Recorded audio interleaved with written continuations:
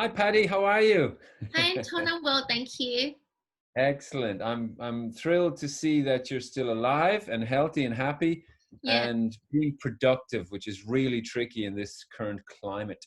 definitely. And how have you Mm. been yourself? Well, at my stage of life, I'm never bored. I have three young children, and I'm mostly self-employed, so always something to do. Oh, So that's really good. I'm trying to avoid using the word busy because my ultimate goal in life is to have time as wealth and to strike a good work-life balance. So I don't really like the word busy. It's all good busy. Yeah, that's really good. And Mm. actually, the topic that we wanted to talk about today is to be less prepared, isn't it?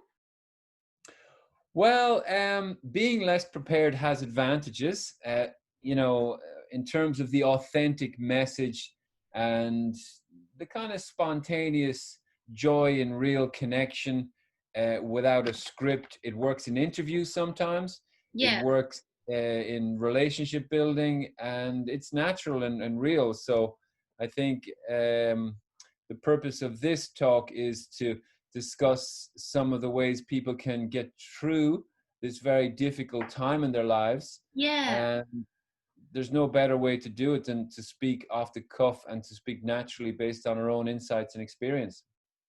that's right. Yeah. Mm. I feel like when we are able to kind of surrender to the moment and let like everything flow with the person you're talking to without being too prepared, you're able to show your authentic side and communicate from like a heart to heart level rather than just understanding the logics. So that's pretty good for both interviews or even just like socializing. Because now that we have a pandemic, there's not really much reason to kind of sugarcoat or create this facade and try to use logic to communicate. We might as well just be spontaneous, be authentic, and talk from a place of compassion. Absolutely. And that's not to say you shouldn't plan certain things. By all means, plan. But I think it was Theodore Roosevelt who said, Mm, uh, planning is essential, but plans are totally useless. yeah, The meaning is that obviously in context, things change so dramatically, and the attempt to control all the external variables is futile, meaning your plan will be redundant very quickly after mm, you start any endeavor.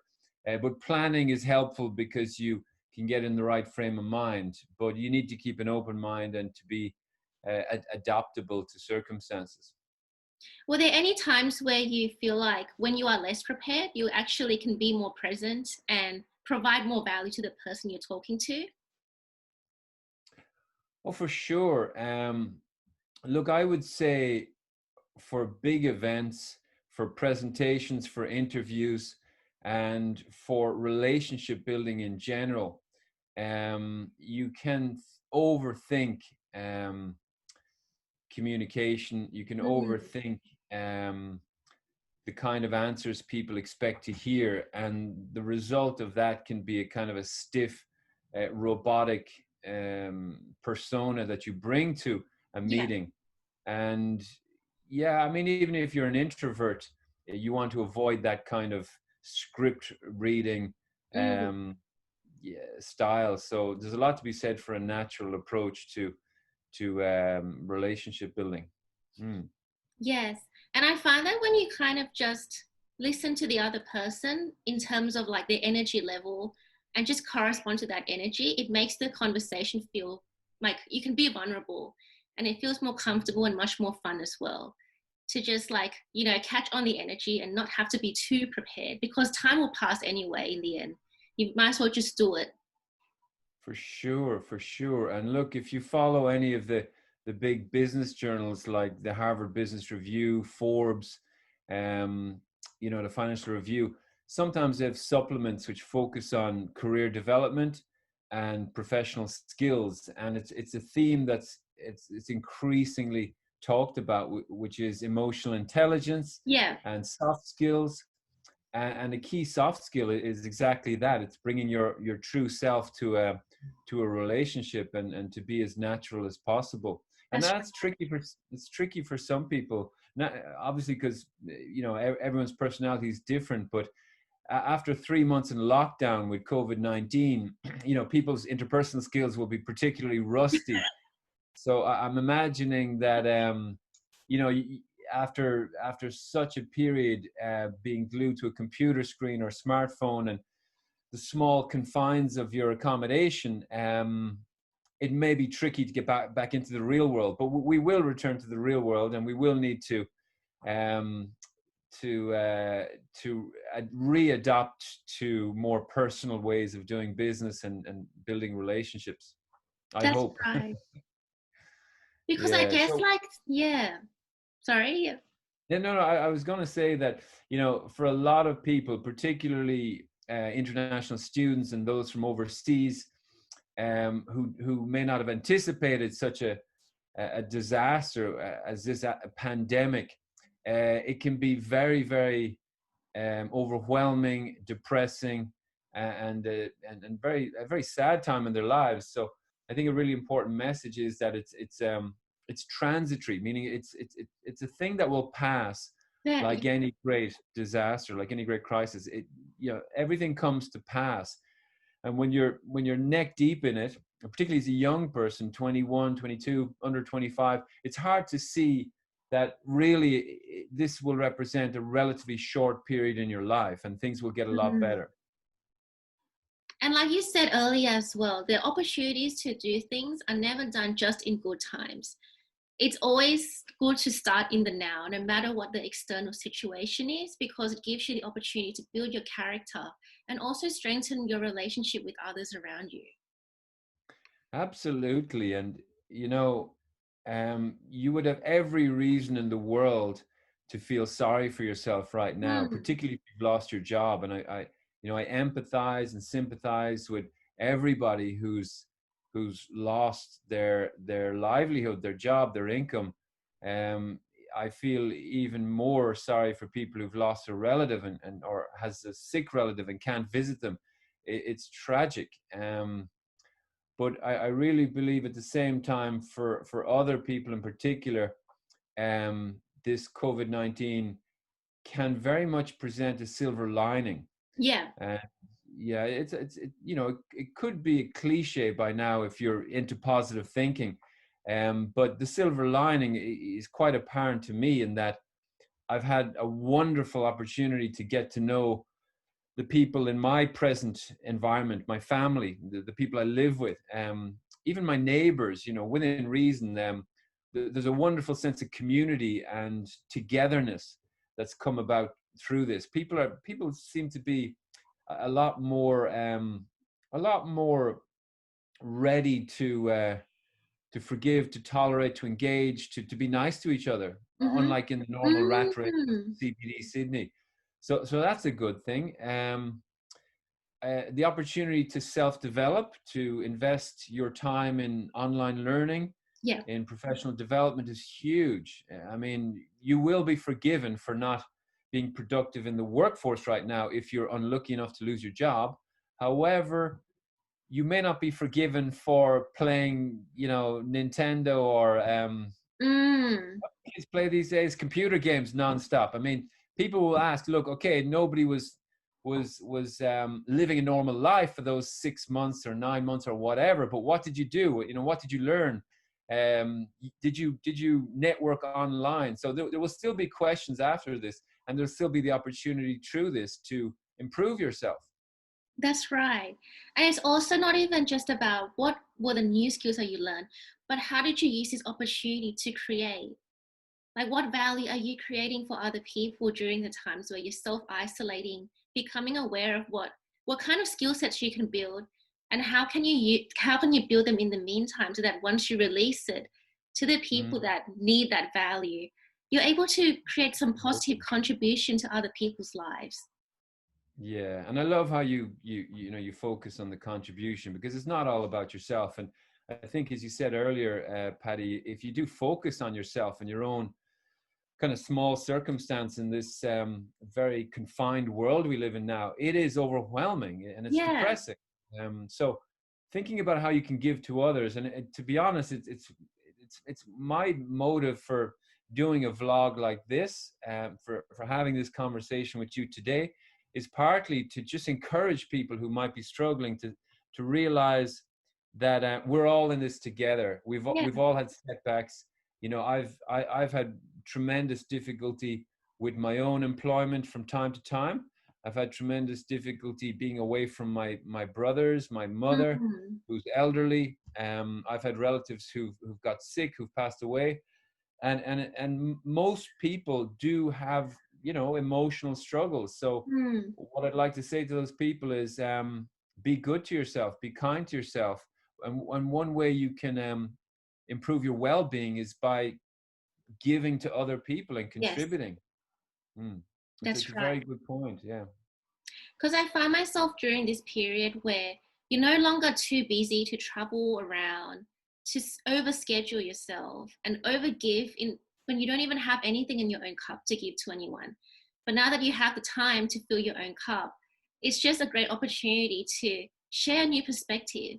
Like, what insights have you learned since the time where you're now like broken out of this illusion and you're just sitting with yourself, understanding who you are so much more better than you did before you had the opportunity to stop being so busy all the time. Exactly. Yeah. Yeah. And So, random acts of kindness. You know, it doesn't. You don't have to change the world. It's. I mean, mm, you could be cleaning out, you know, litter from your local river or your local park, or you could be visiting an old person socially distant. I mean, there's a lot of fear now about aged care facilities, and it's justified. But I'll give you a quick example. I have socially distantly, I don't know if that's a word, visited an old man who's, you know, in not quite palliative care, but he's at the end of his life, yeah. and nobody's visiting him, you know. And I'd keep my 3, 4, 5 meters. I'd meet him outdoors. We'd go for a walk. It's all, you know, from a healthy distance. But if you abandon these kind of people, and if you become very militant or cold, or, you know, if you take COVID as an excuse to just alienate yourself from people, particularly vulnerable people, Mm, then society will come out a lot worse from this experience rather than better. So it can really go both ways if that's you right. don't have a positive attitude and a caring attitude, particularly for vulnerable people, meaning old people, maybe unemployed people, young people. These are all the people who are hit really, really hard by this pandemic, and they need all the support they can get. And the thing that I find with this pandemic is that finally you stop thinking that you're the only one that has a big problem with your life. Because before the COVID hit, I used to think that my problem was so big and nobody can relate to it. But once like everyone is in the same boat, now we kind of understand that we all fear very similar things. And there are like very important things that we look forward to more than just, for like material success or like material progression. It's more about like fulfillment and being able to spend every moment like quality time with people that we love. And For like sure. without this kind of like period to isolate yourself, you wouldn't be able to finally see that you don't need to live with so much ego. And you don't Hmm. need to be so inauthentic to get what you want. Like you can be vulnerable, you can be honest, and you can just express sometimes that you're weak, you're feeling weak, and that's okay. Yeah. Yeah, and that's particularly hard for men to do, I think. Women tend to open up, in my opinion, a little bit more with each other in particular, but men like to you know, kind of maintain that tough exterior, Yeah, tough uh, exterior. yeah, the macho type of thing. But um, you know, we're all human, and you know, our health is not just our physical health. There's emotional well-being, there's mental well-being, and we all have highs and lows, ups and downs, and that's completely normal. So what I'd say, and we discussed this before, is when um, when life serves you a lemon, what's the expression? Make Lemon. it tequila. You Yeah. know, you got to turn a negative into a positive. Yeah. You got to look for ways to maintain your mental and emotional well-being. For me, it's exercise is a big thing, Yeah. particularly in the morning.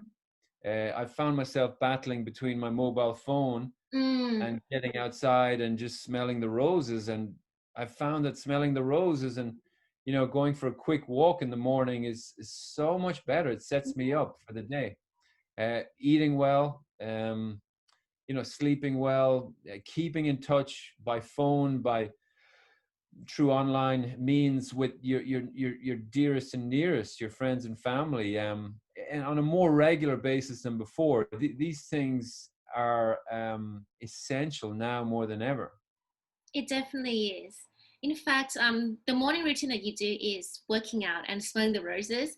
For me, it's meditating for 30 minutes Wow. and being able to feel the wind more. Do you get that experience where, because you are more present and you're no longer like mentally trying to like consume so much useless information on social media, that when you go outside and smell, you can smell so much more than you did before, and you can hear the things that you used to like cannot hear. So you're like, no matter where you are, like everything seems more perfect, and you don't feel like you need to be on your phone to make the That's, moment perfect.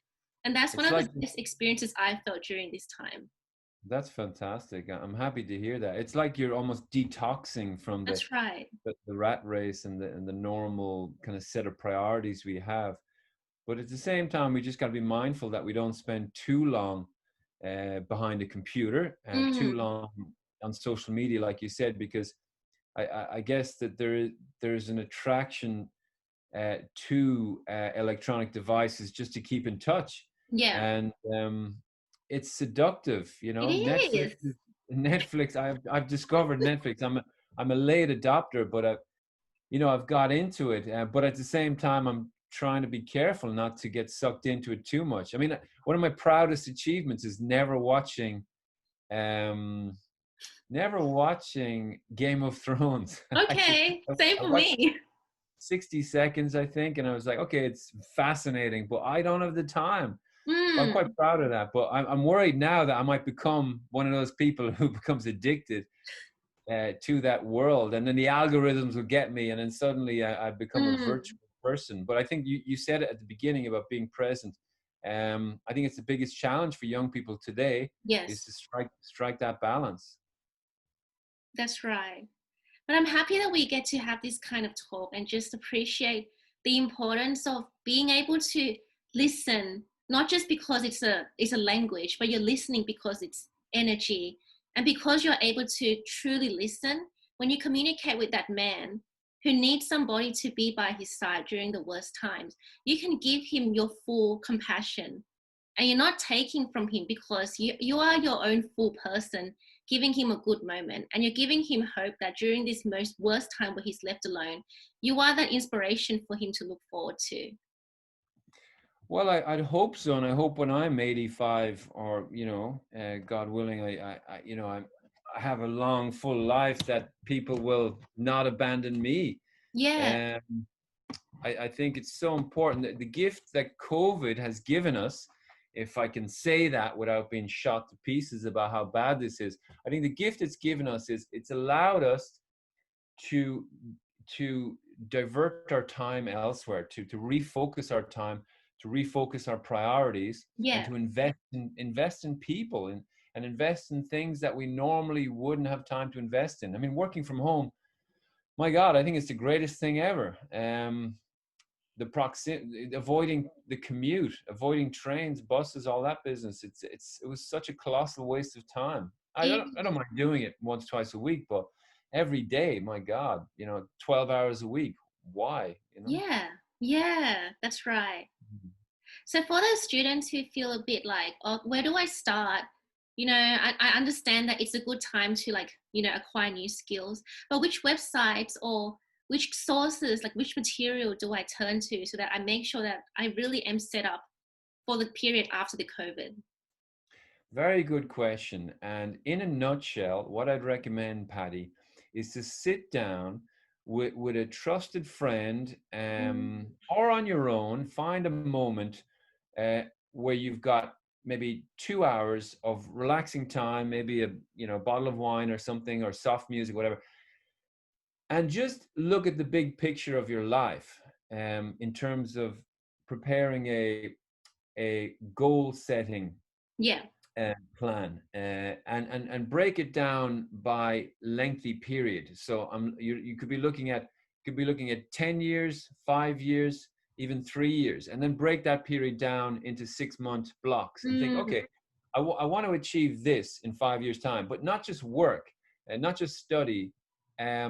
Marry the plan with your personal goals. So Yeah. maybe you want when the COVID's finished, you want to visit uh, Queenstown, New Zealand, or you want to learn a new language, or you want to tour Australia in a camper van. Whatever your goals are, write down personal, financial, academic, or kind of self professional development, and career. It could even be a relationships goal, romantic or otherwise, and have 5 rows or 5 columns, and then say, okay, in 5 years' time, this is where I want to be financially.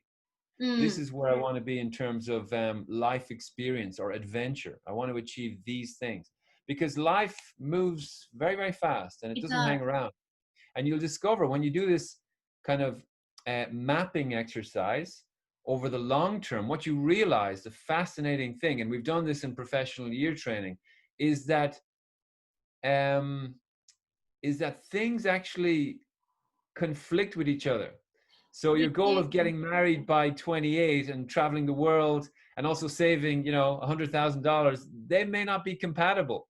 However, the good thing is that light bulbs, light up in your mind, and you realize, oh my God, I want to climb, 7 peaks of Asia or something. I'm a Oh mountain yeah. climber.